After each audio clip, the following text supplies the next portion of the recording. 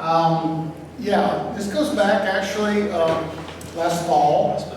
So Zap, who most of you know, put a post, and it was kind of lamenting that there was, we still needed more mentors and more professionals to come in and help bridge the gap, whether it was the knowledge gap. There's a great sign back here, big picture of Richard Branson that says, I think it says something to the effect of ideas are like trains. There'll be another one coming along in the next few minutes. And to a great degree, that's true. Entrepreneurs in particular are always coming up with ideas. They're always thinking about some solution to something, or how do I make that easier or cheaper, or whatever that variable might be.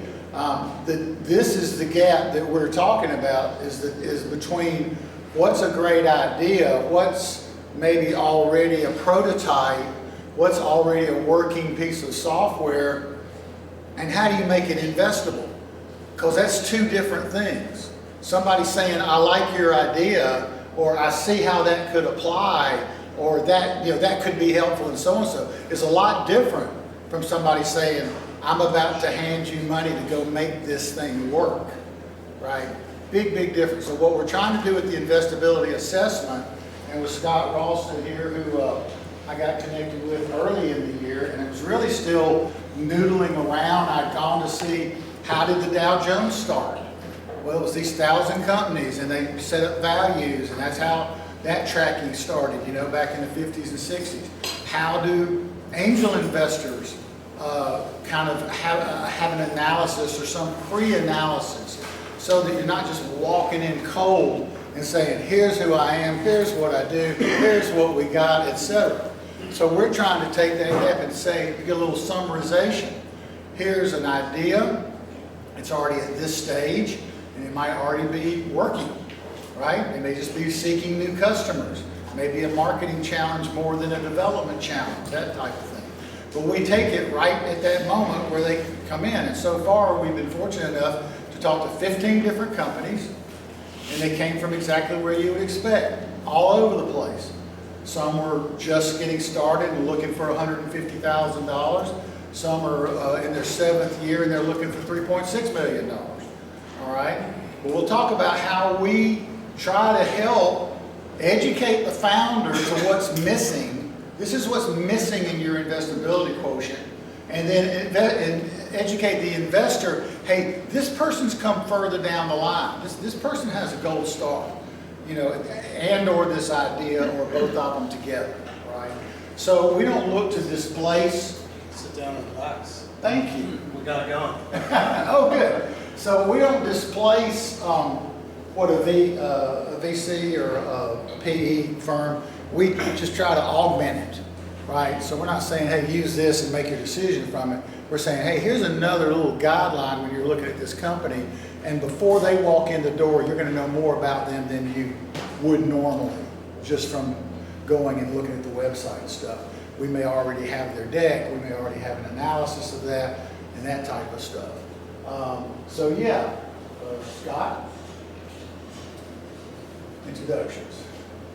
I usually don't use a mic because I'm a football coach, so I don't need this mic. But anyway, so we're going to take you through, as Don's kind of set the table, we'll give you a little bit more information about our background, who we are, why we're here, get into the details of the program that we've created in conjunction with the folks here at the EC, talk about what that means as far as how it's integrated into the programs and how it kind of sets itself aside in parallel to help folks that are coming through the doors that are looking for a path to ultimately investments. Then we're going to hear from some of the folks that have gone through the program or are active in the program.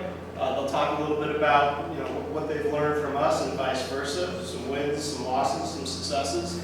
And then we'll open it up at the end for Q&A, if that sounds okay. Let's go this way. All right, so Don, you got 30 seconds to tell us about yourself.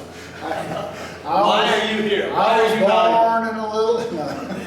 I'll do the intro from the jerk. I think the main reason is I started with large packaged good companies. I came out of a traditional advertising program at a major university. Felt like I had already started and stopped a bunch of stuff going back to my teens. Everything from like a lot of people, lawn mowing services and all types of things. And when I did that, I went right straight to one of the largest agencies in the world, Lintos, and I went to their North Carolina division, which is called Long Hands and Car, and got thrown right in the mix right away. So I was working on, big stuff coming right out of school. I'm working with major brands. I was working on Hanes. I was working on RJ Reynolds at the time. All of their special events, just all different types of planners and lifesavers, etc. Did that a couple of years. Got out, started my own thing, and I'm proud to say, since I was 27 years old, I've never worked for anyone else. And that doesn't mean I haven't worked for hundreds of companies, dozens and dozens of executives and great people. But I've had the joy and the flexibility to be able to build an ad agency, sell it, built a first generation 1996 web services development company, sold it to my partner, started a new company right at 9/11, which was unfortunately celebrated or remembered yesterday, which brought me into an entire new world. Governmental sales, wide area rapid notification, high-speed evacuation tools for people, SaaS-based, which everybody told us you couldn't do. They wanted to pat the servers on the head at night. We got them off on the SaaS. Years later, you can't have in-house equipment sales because of what happened in New York, and all the equipment went away when the building went down. So that's why they want remote and SaaS, et cetera, now. So fast forward, my main thing has been, since selling that business in 2016, is come back to the EC. I had started some stuff in 2012, just kind of getting to know the place. Come back, mentor, mainly to help people not make the mistakes I made. Strategically, with the business, thinking something right around the corner was better than the thing I had in hand. Say that again. All types of things. You got it. And so that's what happens. It happens as Scott and I talk to these companies. He does the same thing. Gee, have you ever considered that might not be a good idea because of blank, right? And get that feedback. At least ask the question. Or conversely, hey, you got something. Let's keep going down this idea line right here, because you've got a great idea or a great product. What else can we do with it? What line extensions? What other revenue generators can we create? What other partners can we bring in? And those types of things. So that's how I got to here. And then specifically, as we were talking about, built this investability thing to help founders see their own gaps. Right? So as you go through this process, which Scott will take us through here in a minute, you'll see how we help them find their own gaps. And Scott, give us your 48 seconds. It was longer than 30 seconds, Tom. Longer than 30 seconds. So I'm a guy that doesn't like to talk about himself. I come from the media, entertainment, and tech sector. Been in it for about 32 years now. And to summarize it very succinctly, I'm a guy that sits in between technology companies and people that own content and are trying to bring those two things together and ultimately make money. Okay? So I've been in Fortune 500 companies, Fortune 100 companies. I've done startups. I've incubated businesses within large aerospace companies, as an example, from the ground up. Originally from Southern California, moved out here to Nashville last November, so I'm almost a year in now. Before I came out here, I reached out to Sam and introduced myself and said, look, I'm coming into town. I'd be happy to get involved at any level within the EC to just share my wins, losses, pains, bruises, anything else that I can put out on the table that would help potential founders and people walking in the building with interesting ideas that want to start a company. Again, Don kind of touched on it. There's a lot of things that we've both experienced over 3-4 decades of trying to build businesses, a lot of wins, a lot of losses. And I think one of the most important things is just hearing from people that have gone through that, done there, been that. Take that information for what it's worth and apply it to what it is that you're trying to do and move forward. Met Don when I got out here through Sam. He pitched this idea of this investability assessment program. Didn't have the cool name at the time. But it was an idea of looking at a way that we could provide some level of expertise and a level of resources for folks that were getting engaged with the EC that ultimately wanted to find their way to raising money. So we've devised this program. It's essentially a checklist of the most, what we would consider obvious things to think about that you've got to understand before you sit down at the table and ask somebody for money.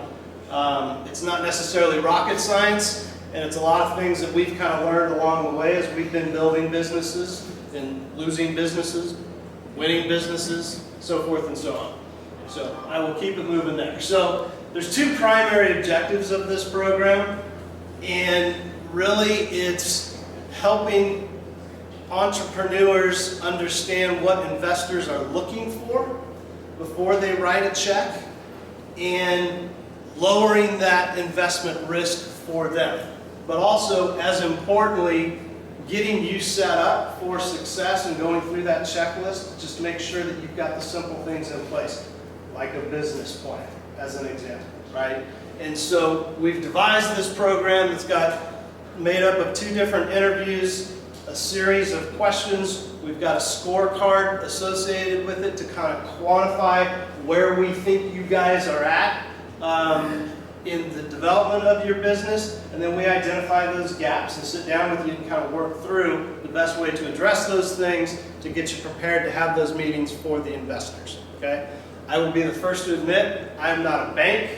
I'm not here to write anybody checks, but I've sat in front of a lot of investment bankers and communities that are looking to put money into people like yourselves, and I've taken the bullets of the hard questions about why your business should be invested, and so we'll take you through that process and help you get prepared. Start at the top. Well, there's 2 parts. So if we were looking at it this way, here's my product. Hi, this is Mr. Microphone, right? And here's me, right?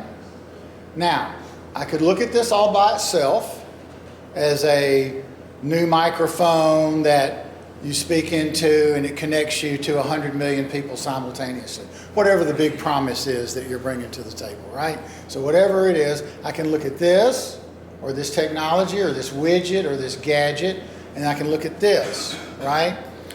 Now, why do I want to separate them? We couldn't find any instance of this happening in pre-assessment type tools that we were able to find, okay? And I never say that there's nothing out there because it's the internet and you can find almost anything anywhere. But I couldn't find it exactly in this format, so in talking with Scott, I said, look, let's break it down. Here's the thing, okay? This is the Mr. Microphone. Here's the people. What you need to understand is that the real weight is about 65 or 75% on the people. It's not on the thing. The thing can be lovely and beautiful and sexy. And if you walk in with it attached to you, it kind of comes as a package. We said separate it out. Let's value this on its own. And here's why. This has less risk associated with it once it's ready. It's not going to call in sick. It's not going to take a vacation. It's not going to get divorced at midnight. I mean, it's just not going to go through the things that founders, owners, etc. go through. It's just not going to happen.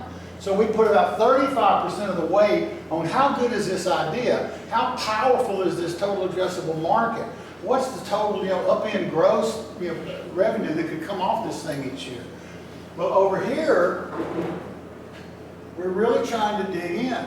It should not surprise anyone that a first-time founder has significantly lower chances of raising money than a second-time founder. Nor should it surprise anyone that it goes up exponentially when you're a third and a fourth-time founder. particularly if you've either gotten out of those things alive, meaning not killed them, and or you've grown some of them, right? So that's a huge weight. So when we ask the question, or how are you a previous founder? It's a big question.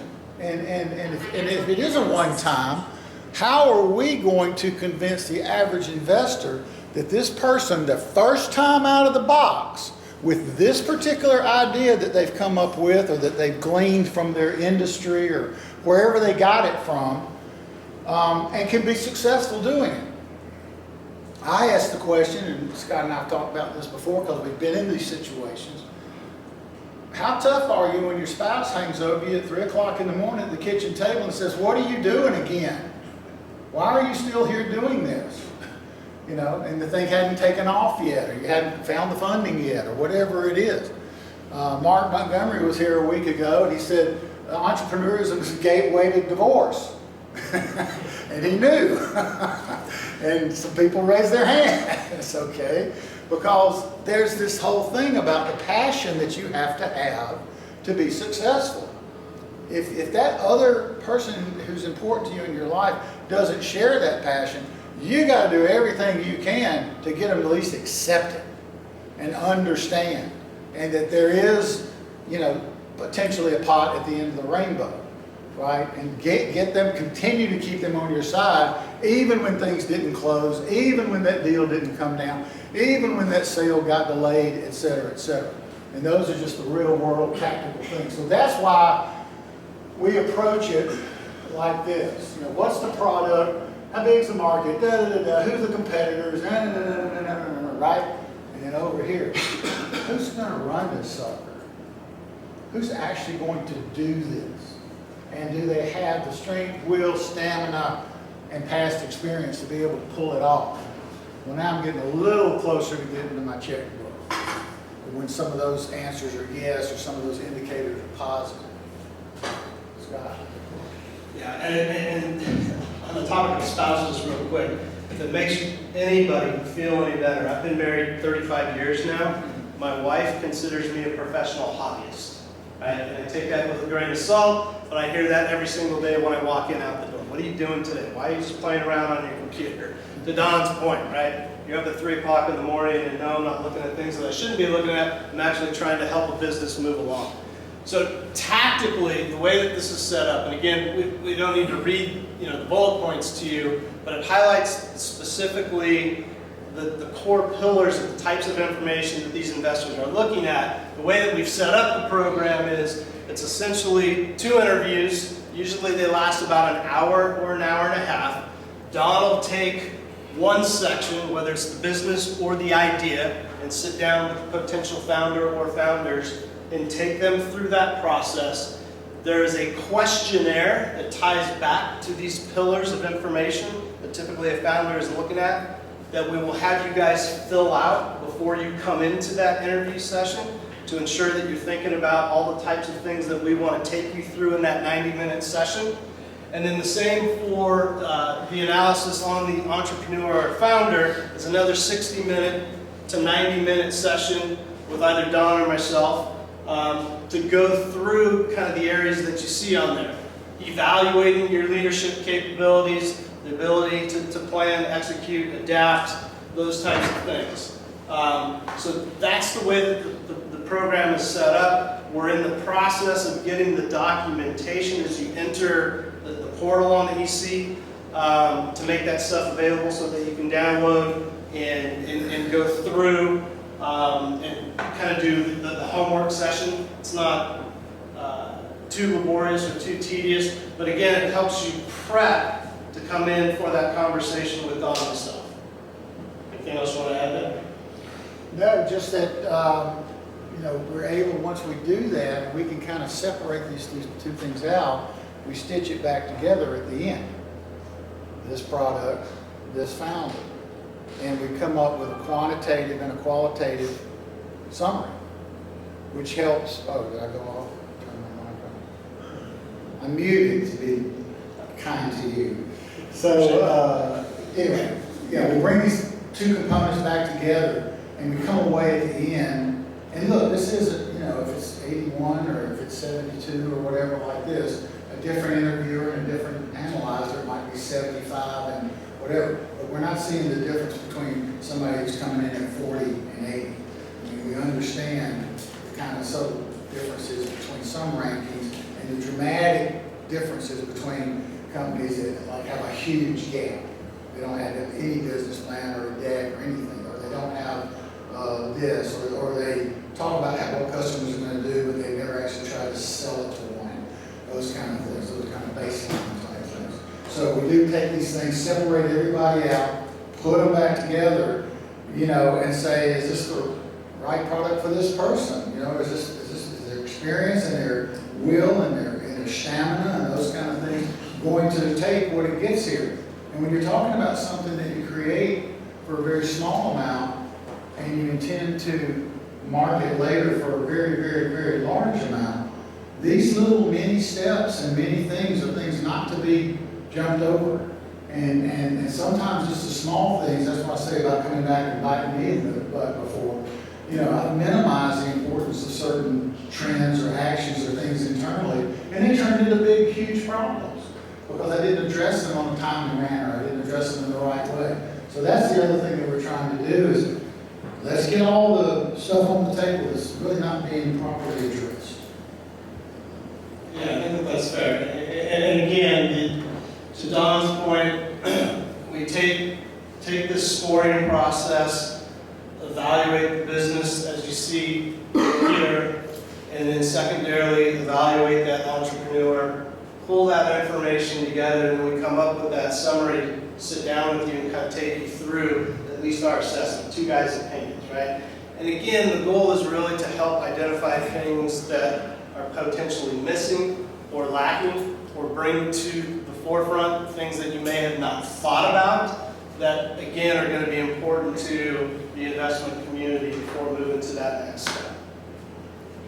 Okay? Okay, is Sam still in the building, or did we Got you covered. What's that? He's back in his office. No, we want to talk about the pre-qualification of investability and NEC support. So just to let everybody know, we're kind of coming out of pilot and into full-time operation application through the NEC. So the NEC, through its membership base, will actually be guiding people into the portal that they want further information on, a different point of view, maybe a confirmation for what they're thinking about that particular company, all that kind of stuff. So we'll be working in cooperation with Code and his team on that. Come see me. Go see the Code. Okay. All right, so we want to bring up, Brian, you want to give us 2 or 3 minutes? 3 companies here, although I haven't heard back from Kevin from the BL Maine, that have been through. So we've had about, like as I said before, about 15 companies come through, 25 of you that we want to bring up and have just say a few words about their experience through this early pilot of the IAP and a little bit about what the expectations were, what the process was like, and maybe any, aha moments, ideas, or whatever that came out of it, anything like that. Brian Fuente with Aero Build.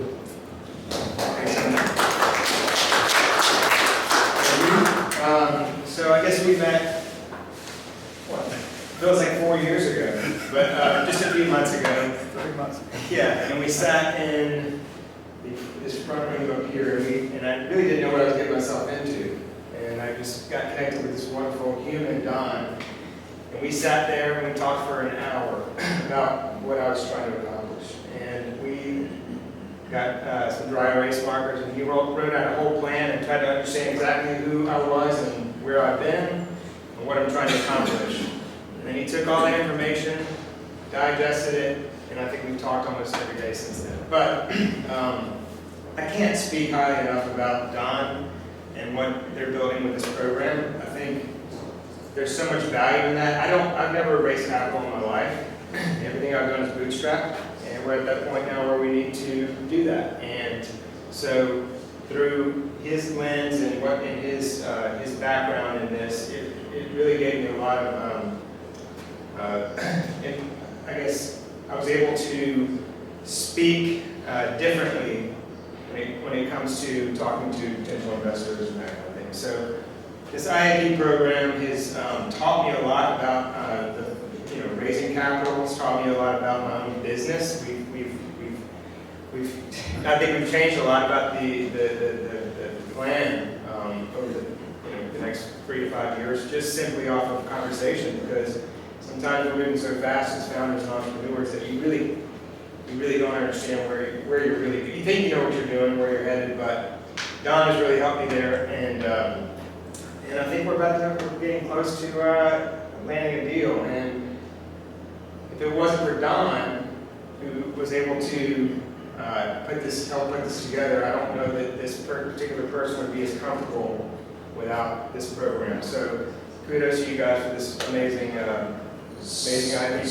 So Brian, just real quick, before we usher you off the stage, for those in the room that don't know Brian and what he does, can you just give us maybe a minute or two about your business and what it is that you are building, and then what you were potentially looking for or seeking in advice when you came into this introduction to Don and the IAP? Yeah, so I have a few different companies actually. One's called the Aerobar. I've got AeroBuild, which we're talking about here. AeroBuild is we're a trailer manufacturer. 8 trailers. Actually, we build businesses. So we talked to over 300 entrepreneurs launch their business, but we build these beautiful, really high-end concession trailers that that are primarily local coffee shops. We've sent them all over the world. So I think we've had an economic impact of over $170 million since we launched, which is really powerful. So we have a true production factory. We've got 24 employees, and we're putting out about 8 businesses a month, which is really cool. And what was the other question? And so given where you're at, the stage and the growth of your business, what was it that you were seeking from the NEC and or IAP and potentially the expertise of Don before you even knew who he was? Yes. What problem were you trying to solve? More capital. We reached a point where the company's gotten a lot bigger than I guess it's all bootstrapped, so it's gotten past the point of what my current partner and I can do. So I came here to the EC, I connected with Don, we started talking about the future, what it looks like, how much money we need, and so that was the problem I was trying to solve, is how do we raise the money that we need to raise, and I had no idea how to do that, so Don has helped me do that program. So. Okay, great. Yeah, thanks, Brian. Appreciate it, Brian. Brian's a great example of a multi-time founder. So what's really interesting is he built Aerobar, which his wife now operates, moved on to what else can we do with these trailers? Mobile store idea, mobile coffee shop, mobile donut shop, mobile drop point for artists to have, talk to any artist in here. They go into clubs, they got to find some table and some chairs to lay stuff over, whatever. When you wheel one of these things up with your entire line, all of your t-shirts, all that stuff, you say, all of our swag is right here. You just come right over here and line up and take a look with everybody else. So we've thought of so many different, just expansion of existing businesses, right? So instead of raising canes, building another $500,000, $700,000 chicken joint, they take the Raising Cane mobile coffee shop out, and it costs them $48,000. They can put it at a show, or they can put it at an event where the people are. And they're extending their brand through much more modest investment than going out to the north side of town and building another retail location. So what I saw was 3 things. Brian struggled with some product development, and I said specifically, I don't want that to be your white whale. I don't want you to be going after Moby Dick and it brings you down, because you're doing great with these things. So he didn't fight that, which some entrepreneurs would do, particularly unruly ones like me that know everything. I would have said, no, we're going to figure that out. I'll get that finance separately. No. He said, you're right.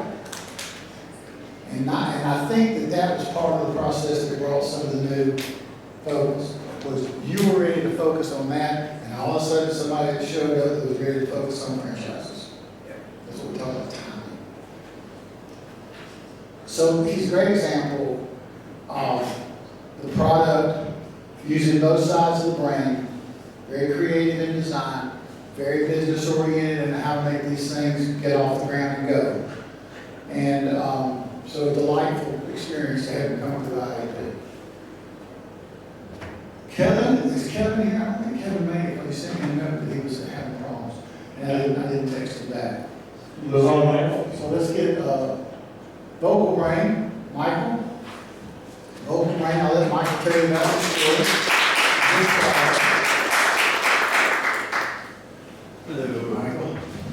Hi everybody, my name is Michael Rutherford with Vocal Brain, and I think the key word for what these guys provide is really gap analysis, keywords rather, but trying to perform gap analysis on yourself is kind of silly, almost by definition, it's not possible.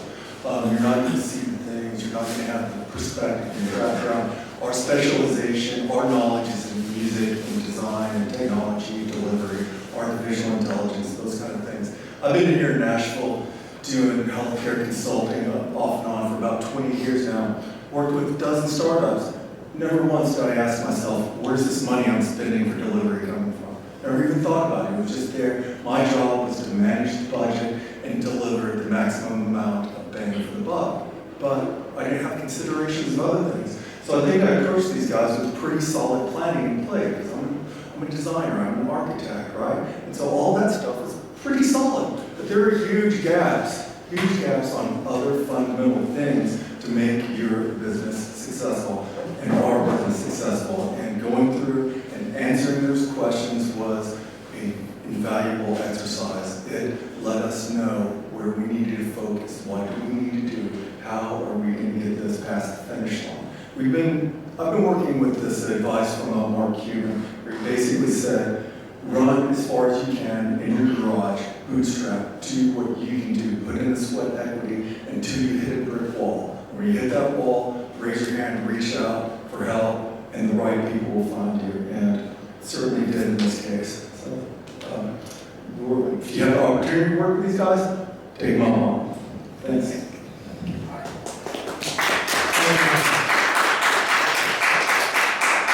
And I will be getting that restaurant voucher to you, thank you. So, appreciate those kind words. Sam's been great, and he's back here with us again. And just in terms of, I think the entire process of developing something as from a concept into an idea, into a program, and then making it available to the members where it can be so valuable. And as you've heard from a couple of these folks, and really in the whole 15 that we've seen so far, and we expect to start seeing a lot more on a regular basis coming through Dakota's promotion and planning, it's exciting. It's exciting. It's the personification of the center. We get to talk to and see people coming in, all different products and services, all different categories and industries, some super niche, like something that Vocal Brain's super niche. And we've helped with Michael to say, look, there's other expansion here, we want to talk about that. There's other uses of that, of his technology and things like that. So it's been a fascinating process to be able to kind of walk people through, and as I said, help them not make the mistakes we've made individually or collectively, and then have them actually be smarter and more confident in the pitch, because they feel like, a lot more of my questions are answered, or I've got a better answer if they hit me with that type of thing. Scott? Yeah, no, we're here, and again, Sam, thanks for having us, but we're here to help out. We'll be the first to admit that we don't have an answer to every single question, and I think that that's okay. But at the same time, there's a lot of things that we've done in the trenches over the decades in helping people build businesses or build businesses ourselves that that you may find a shiny penny in there that you can take away and say, yeah, this is useful, this is helpful.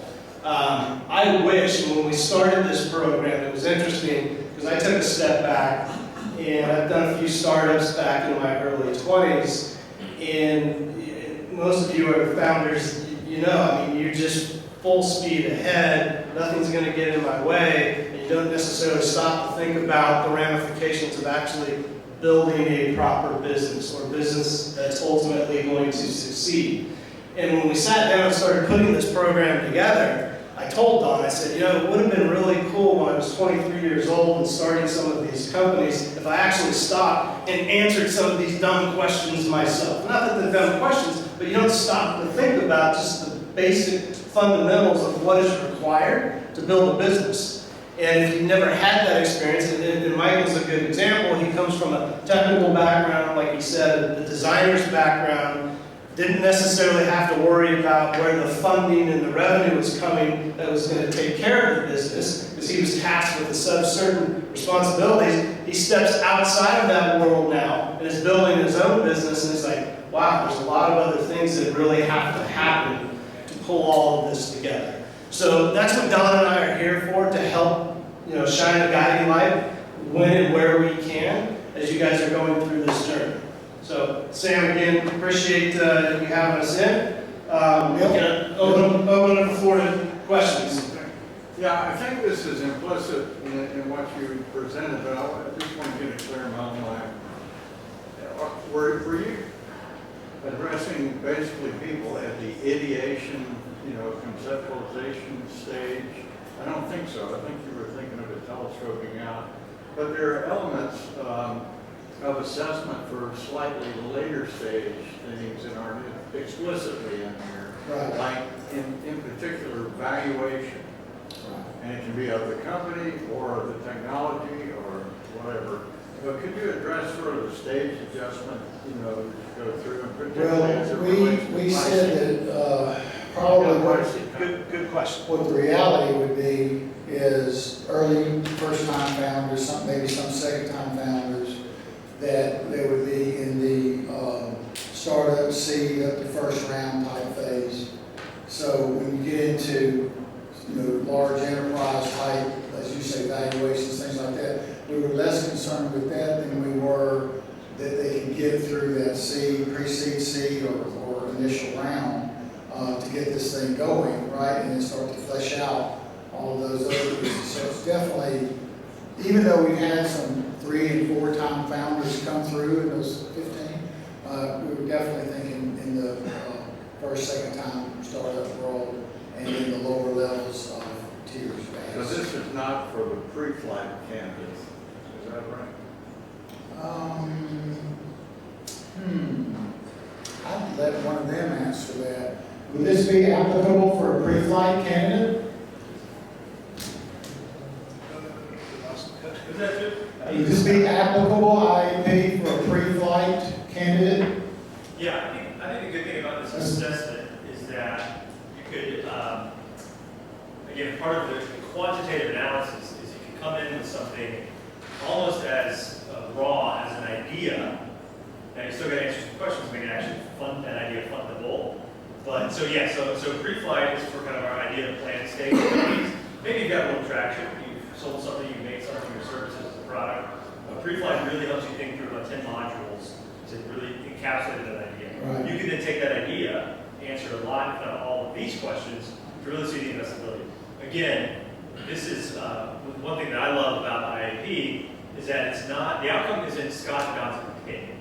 I think a lot of times when we talk about capital connection and revision, it's saying it's a person's opinion and what do I think. Whereas this, there's experience on it. And so there's something that, again, when it comes to raising money, isn't just how I feel about it, it's what this assessment told me that most likely can get you what you need and what needs to change. So that I love the objectivity of it. Some people want to fund just an idea. And again, that person that is separated from and tied to the idea. Some people don't want to fund just an idea. They want to fund something that has a customer. And so again, that's up to the funder. This doesn't yet get you that connection piece that we work on, but it gets you up to that connection doorstep. Then we got to find the right person based on your stage. who wants to fund something at that stage. And that's the world of investment. Some people, when I was raising money for one of my businesses, I got told both my company was doing $3 million in revenue, and I heard on the same day, you're too big, you make too much money, and I heard you're too small, you don't make enough money. And so it was absolutely frustrating because they just had different funding theses and thresholds. And so that happens too. But at least this will arm you with what you need based on the stage to know the best use of your time. Those two calls for me back then, they both were a waste of time. If I had known ahead of time, they weren't looking at businesses over $1 million. If I had known ahead of time that this group only funded ideas doing $10 million in revenue, and would have never set one of those appointments, and they never would have taken it. So this allows you on that, up to that connection side to know with your time as an entrepreneur. That's the most critical resource you have. There are chances to find capital, but there's not chances to find a lot more time. So this tool and our approach to capital is designed to save you your precious time as you grow your company. And through those assessments, I think, too, there can be a recommendation made in a conversation between Don, myself, and the program team, Dakota, and his group, as to whether or not it makes sense for somebody to go into pre-flight, right? And that evaluation can take place there as well. Is that? We also want to be as flexible as we can. So I've got an individual who's in finance who wants to go through the co-founder side because he hasn't decided what he wants his ultimate quote-unquote product to be. He said, I just like to go down this side. How do I rank as a founder with my background? I said, let's run it. And we know what the industry is, so we can talk about some of those things. So however we can use it, it is that saving time, redirecting time toward more important things, or at least having an understanding that you didn't have about a particular issue. Gee, that's more important than I thought, right? Because as founders or entrepreneurs, we tend to box certain things up and go, I got that. And then we have other things where we have questions. Well, maybe the other people don't have that. They need you to pull that back out and explain it, right? Because you have specialized marketing knowledge, or you have specialized knowledge in the industry. And once it might be 3 sentences. And once I know that, I'm over that information again. Like, oh, okay. So we're trying to also have the investor, lawyer, PE, whoever, have a sheet that they can look at to start with and say, okay, between this, the B plan, and the deck, I'm starting to get this, right? Before I even have ever had them sit down yet and gotten that personal, feeling about that. Does that help? Did that answer your question? Kind of, sort of? Ask me more. Yes. Thank you for your time. My question's about the products that you guys might hear opinions on. I saw a physical product like the trailers and bars, and then the vocal break was a digital app. So, Our approach is what you got. yeah. What you got. So it doesn't matter if What do you it's have? digital or. I mean, you can be a business consultancy. There's business consultancies from Forrester on down, So how big do you want to make it? What is it that you want to do within that? One of the ones that came through that Wes tied me to before we even did this, AccuFlex is a physical product, for neck pain and neck pain relief when you can't get to your chiropractor and things like that. We're interested in what you got. What is it that you're doing? And like I said, in a particular case, the person in the industry who wants to do something, has got some ideas about what they might do, but really wants to say, where would I rank right now if somebody was to assign me to a product or assign me to a business, right? If I was looking to be hired to be a CEO for a business, how would I rank with an investor with their view? Would they put me in charge of one of their pet projects, that kind of thing? So we're going to try and take whatever angle we can take, product, service, physical good, consulting, tech product, and give you the best advice we can give you to clean up certain stuff, add certain stuff, and be as investable as you possibly can. Yeah, I think the core pillars of what we identify in these assessments is essentially applicable to any vertical or any business. But there are going to be things where we start to get into the deep end. I'll give you an example. We had We've got somebody in the program right now that's in the healthcare clinic, physics, what's he trying to set up? Clinics with a healthcare product.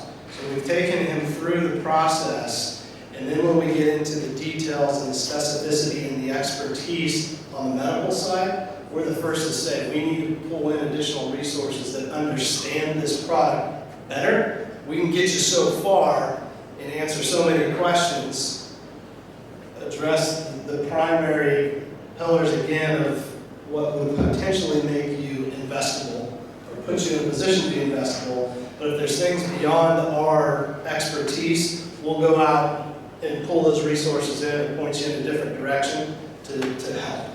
Just to add to that, so then is the, and you mentioned the connections. Do you guys introduce us to the connections, or do we find those? We're Well, prepared to find them. I would say that the reality is we're not charged with that, right? We're going to get you to a point where we know, and we then go back to Sam, we go back to Dakota, we go back to Jerry, we go back to the folks at the program, and are able to give some beef around that qualitative quantity. Here's the things, here's my reservations, or here's my high recommendations on that, etc. Because they keep a bank and a network of investment folks around. Now, here's the reality. Somebody came and spoke the other day. We're connecting 3 of the IAP companies to that person. They've agreed to take the time and see, okay, these 3 companies kind of rose above the rest here. Let's take a look, right? So we don't know how that might happen, but it's not part of our charter to then go and do financial meetings and all this kind of stuff like that, because you couldn't afford to. Yeah, and again, the primary objective is to do that gap analysis, identify those gaps with you, put together a plan to work on the things that are potentially missing, help you get through those things. In all likelihood, we're going to come back to, through the EC and through other portions of our network, to pass that information along. And hopefully, we've all agreed that we've got you as prepared as possible to move on to that next stage, right? There may be a small percentage of cases or opportunities where we would potentially direct you to a potential investor through our network. But again, the objective is really to get you prepared to move on to that next stage. Thank you. In short, we have no money to give you. I heard you said it before. Did you guys say that this program is available to NEC members? Yes. Or? Yes. Okay. That's so you right. have to have NEC membership. The monthly membership or But the service itself is part of the membership. Right. Sam, do you want to talk to that a little bit more? Yeah, How this that's- is definitely a perk. So it is something available to our members to deep analysis of that, to really understand that, because this tool by itself, as Don just explained, is not enough, let's call it, to really get your capital journey complete. Do think of it as a journey. We approach it here, we use the acronym ARC. Capital, it starts with awareness, and so just getting all entrepreneurs aware of what capital is available. We love Shark Tank. Who doesn't love Shark Tank?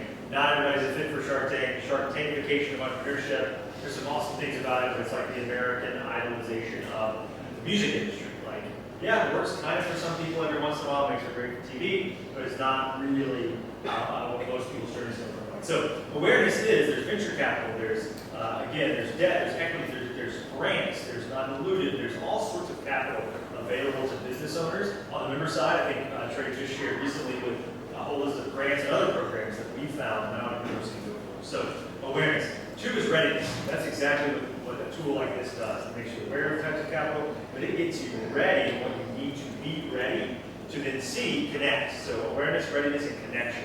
So this can get you ready to then connect. And yes, that is absolutely what the EC can do, but we're the world of especially equity investment, that connection piece is really valuable. It's sort of like dating, where you really want it to be a match, as much of a match as possible, before you really introduce the parties there. And so for us, maybe getting the results of this, you work on it, you see a gap here, maybe it's in your marketing strategy or your TAM.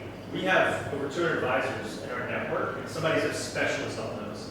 You can book a time, free hour with that person to help you work on that piece. Great, I've covered that gap.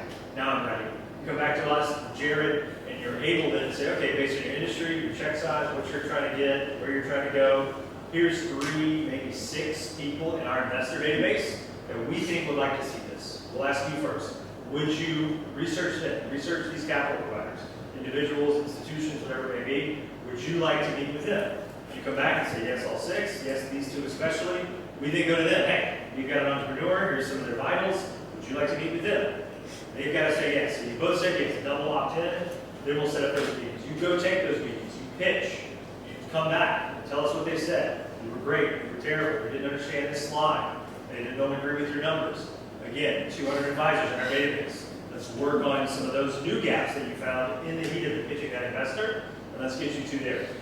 We can offer some advice on maybe what, when you get an offer, again, dream state is, how does that look? That's where we're going to rely on some of our growth partners that you saw at the beginning.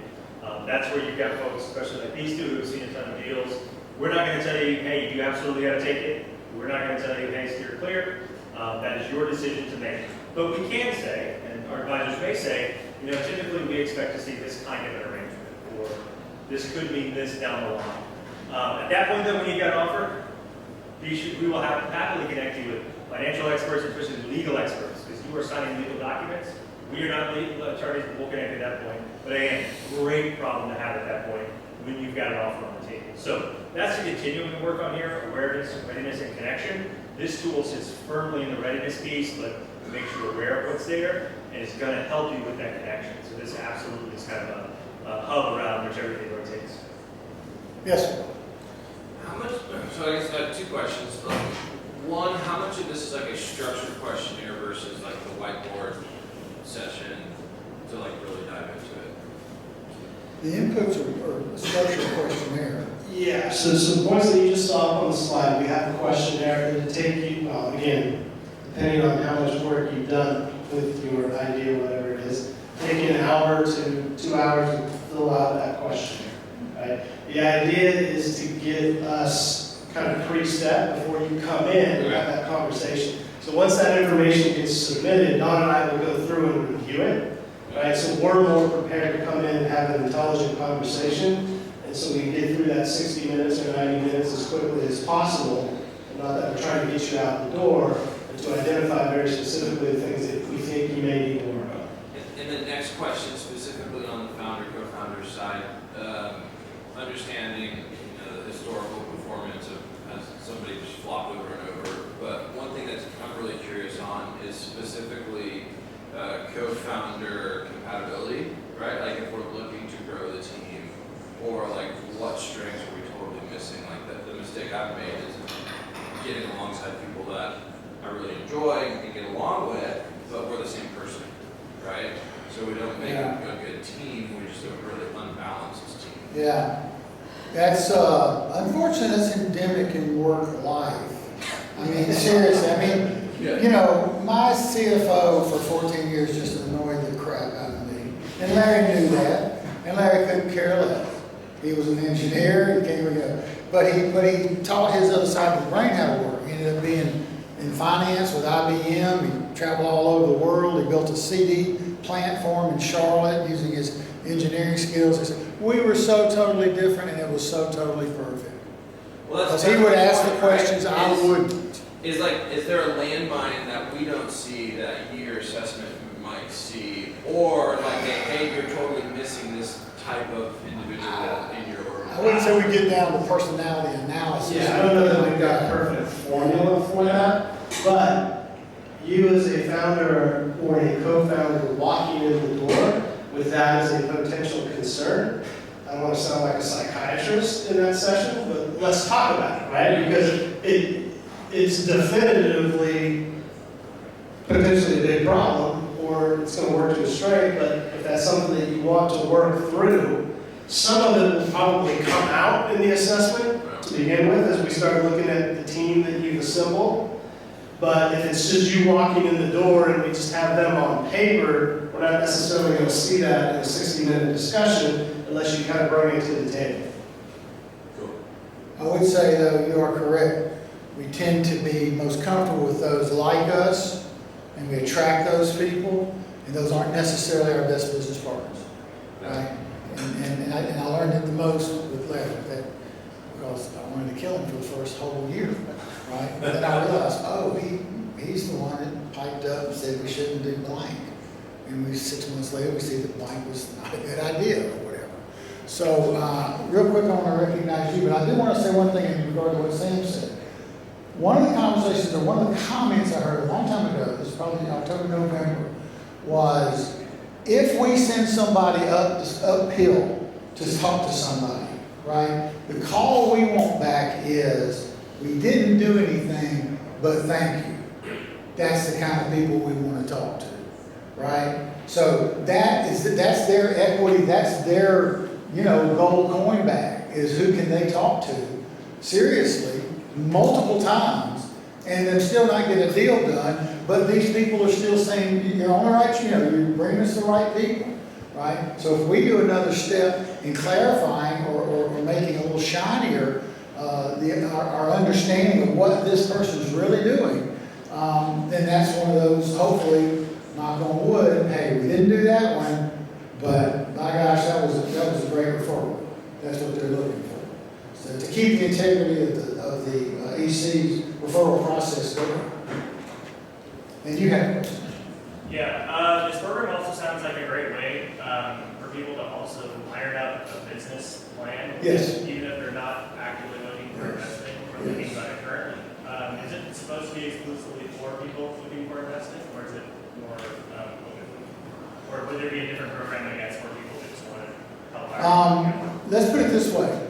It is an investability assessment program, right? So it is this moment, this snapshot, these next 2-3 weeks that we go through this, right? Where are you? What's the investability, et cetera. But I think from what Brian and Michael said and some of our other folks, it gave them more information than what they thought they were going to get when they came in, right?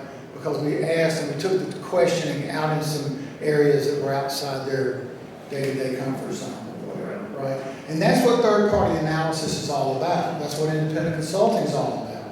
That was the reason that ad agencies were begun in the 1880s and 1890s, is the people doing the business, making the mixtures, the tinctures or whatever, and going out and selling it. We're too close to it. Just like the automotive manufacturers, we're too close to it. So they wanted to move away from somebody that wasn't steeped in the business, but they could connect to their customer base. They knew how to talk about the color and the feature and the beauty, right? But they weren't caught up in the business itself. And that's what happens. I've been an entrepreneur 4 times. We get caught up in the business itself. So somebody coming in and ringing a bell and shining a light in our eyes is valuable. Right. You think of Josh?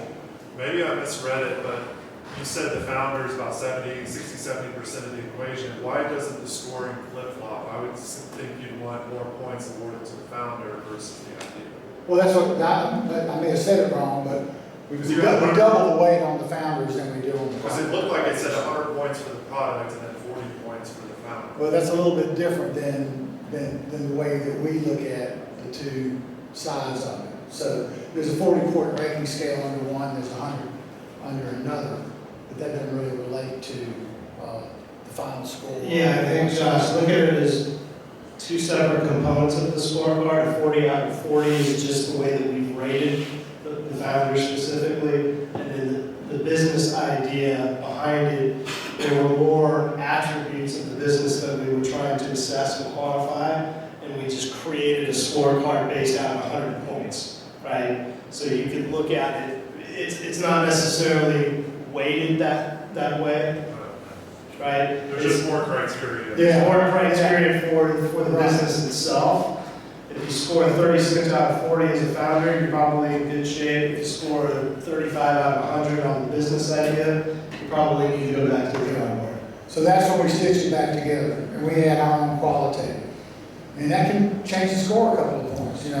He felt stronger about the founder's ability to, explain this particular item. I didn't. I walked away saying, I still don't get it. I still don't get what that means, or whatever that part was. And again, that goes back to the whims and vagaries of who conducts it, right? But it does have enough traps around it where I think you could put 3, 4, 5 different kind of equal professionals doing the interviews and also doing the analysis that would come up in a pretty close relative ranking. The margin there, 2 or 3 points. Maybe, let's talk about that as we get into voting season. And margins of error. Anything else? One more. Hi, I'm Mira. I'm on the EC team. I just want to speak to your question about the business plan and idea. Just to put it into context, Don and Scott are 2 of our incredible advisors, and Sam mentioned we have a network of about 200 plus. So we have actually a resource tool within our member portal. It's the Pre-Flight Digital Course. If you are a founder who's in the idea stage and you want to see if your business plan is what you need to get to the next step, go through that course. It's a self-paced course. Complete the outcomes, meet with our advisors, talk about it with them. This is not the only way that you can get expert advice and support as you're building your business. It's just one incredible, really concrete tool that Don Scott helped us build for investability vetting specifically. That's not exactly what you're looking for. We still have a ton of other resources through EC membership that can help you get that. So take us up on it. Come talk to us afterwards. Help you navigate how to access all the resources that you have access to already if you're an EC member. If you're not an EC member, take us up on that offer and get 10% off today off your first month so that you can see all the resources that we can wrap around you to help you get to that next step. Thank you. This is a piece of the puzzle, as you heard Sam describe the process. You know, multiple suggestions, recommendations, changes, meetings, movement, over here, now you meet with them, now we're getting so, 1 month, 2 months, 5 months, all this kind of stuff. It's one of the pieces of that puzzle of raising money. Anybody else? Any questions? Thank you all so much for coming.